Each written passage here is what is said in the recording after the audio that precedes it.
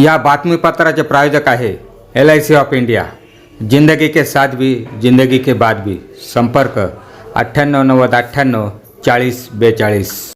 नमस्कार, बुलेटिन 13 न्यूजवर अतिशय महत्त्वाची बातमी पाहत आहोत। बातमी आहे रेल्वे चाकू हल्ला संदर्भातली। 10 ते 15 जणांच्या टोळक्याने रेल्वेतील प्रवाशांवर केला चाकू हल्ला।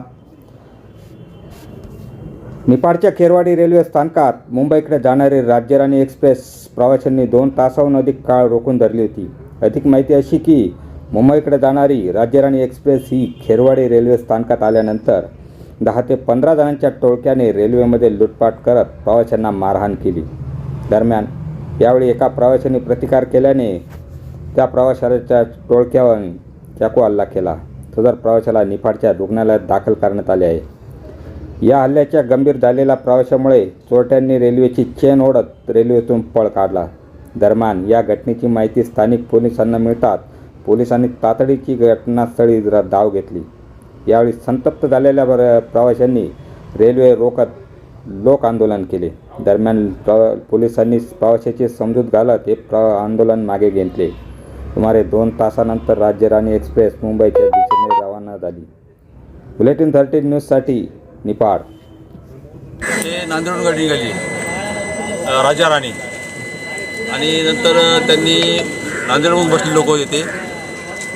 त्यांनी बरेचशा लोकांचे पैसे मारले, मोबाईल मारले आणि ज्यावेळेस आम्ही परभणीतून बसलो आमचा ग्रुप पूर्ण, त्यावेळेस माझा पण मोबाईल मारला आणि माझे पण पैसे काढून घेतले। किती जण होते ते? 20-25 जण होते ते। त्यांचे हत्यारे पूर्ण होते, पिस्तूल सहित असे हत्यार होते। मग थोडंसं आमचं त्या आतमध्ये तुम्ही झालं, मग त्यांच्या डोक्याला मार लागलेल्यामुळं तो पण आम्ही आल्यानंतर म्हणला की माझे पण यांनी पैसे घेतले। तर मग नंतर त्यांनी आम्ही सगळे पांगल्यानंतर त्या मुलाला अचानक येऊन मी एकानं चैन खिचली आणि ती फायटर काय तर चाकू मारले त्याला आणि अंधाराचा फायदा घेऊन पळून गेले त्यांनी। त्यांच्याकडे हत्यार काय काय होते? चाकू होते आणि हातामधले कडे होते। ते काय बोलले, माझा मोबाईल इथं हरवला म्हणे ते, आणि त्याच्यानंतर ते वाकले गेले त्या डोक्याला पण मारायला गेलं। स्वतः आम्ही तिथं बघले। चाकू मारला गेला हा, का? चाकू मारले। मुलं होते त्यांच्यावर? हो, लहान मुलं होते।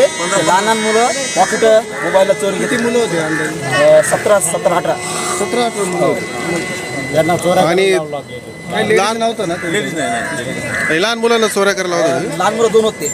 हां, 2 होते। बाकी सगळे मोठे. हत्यार काय? लोकेशनवर राहायचे।